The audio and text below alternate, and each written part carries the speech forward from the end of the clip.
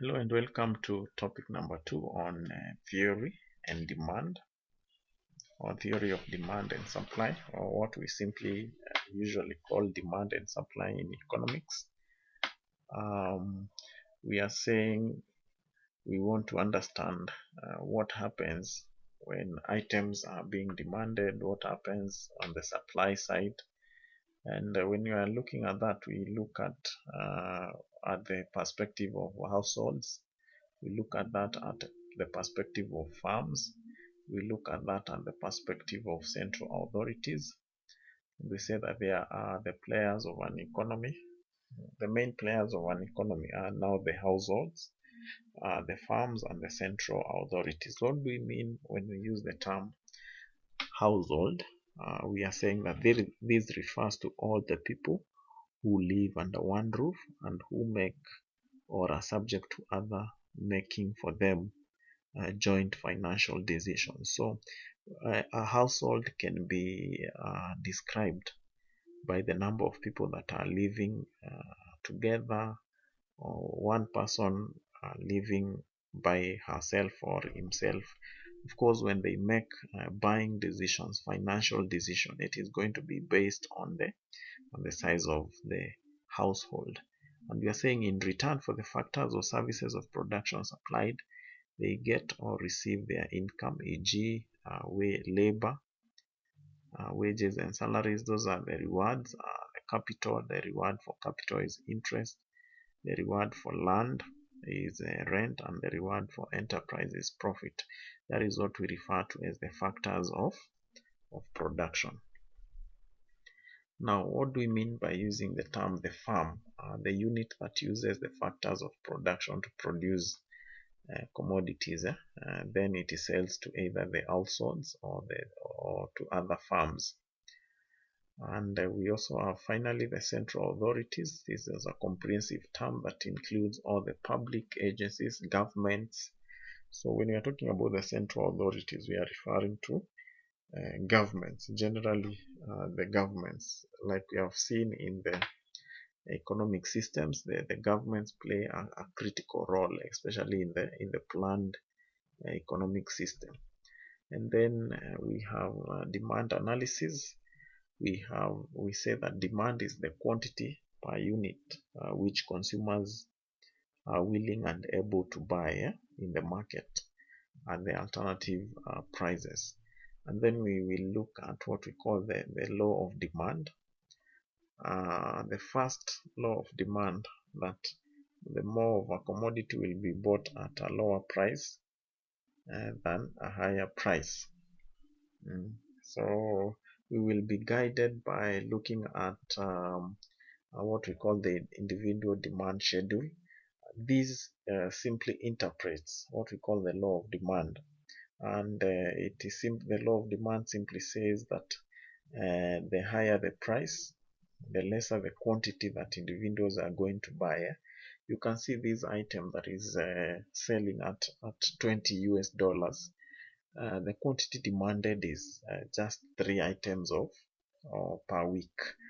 And when the price decreases, the quantity the quantity also now goes on to increase. And by the time we get to $10, the quantity is able now to increase, because the price of the item is being sold at a less amount. So that is what generally happens in the market. We have same case when it applies to the market demand schedule. In terms of now the total market, when we have $20, we end up having 90,000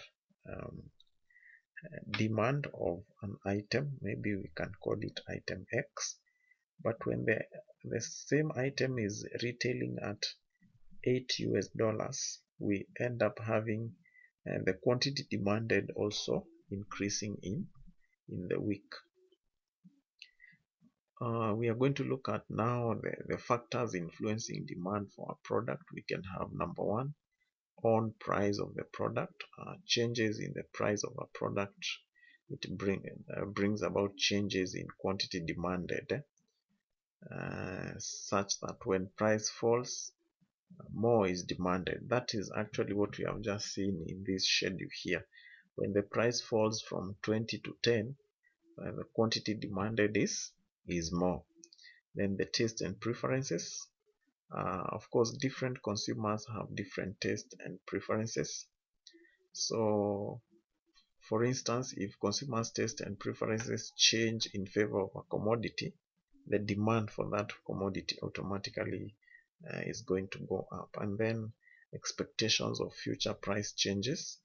If, for example, individuals know that in the next 1 week or 2 weeks, they are able to predict that prices are going to shoot, what happens?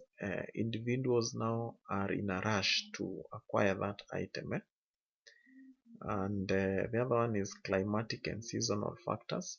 As when we have seasonal variations, they affect demand of certain commodities such as cold drinks like sodas.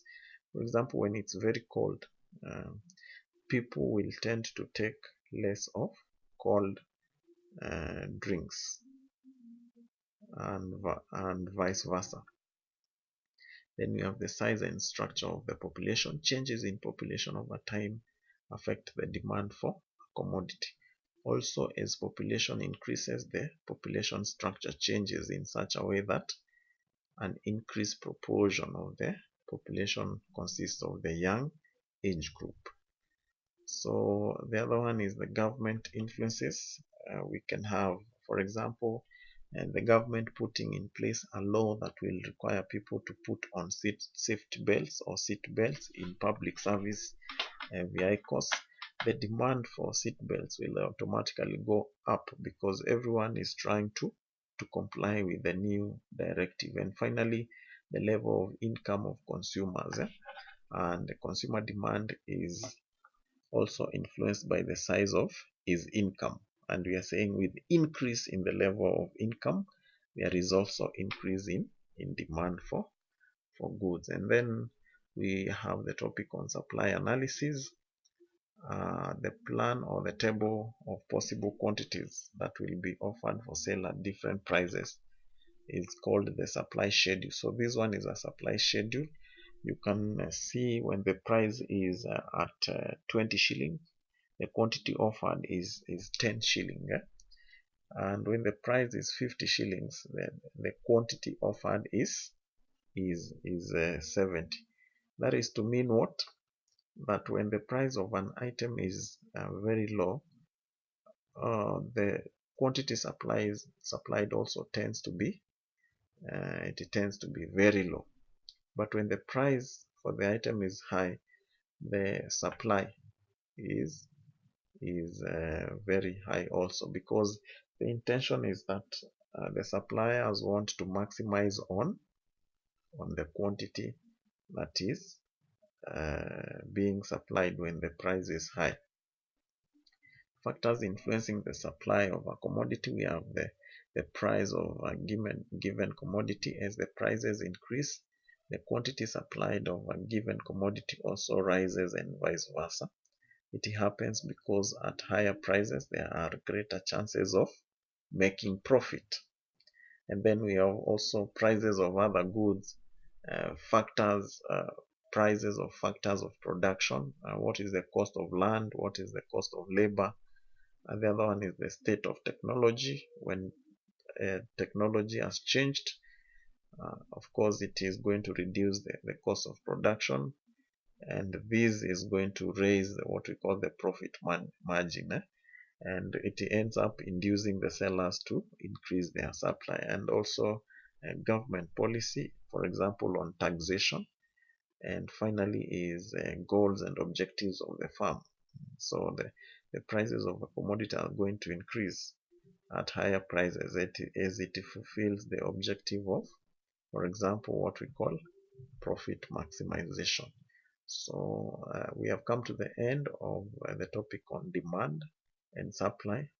Of course, it is a very wide topic. At this level, we may not expound much. But as you continue to undertake economics in other higher levels, you're going to interact with more things around demand and supply. So I invite you to read and understand what is happening around the demand and supply, be able to explain the concepts, the factors influencing demand and supply, and vice versa.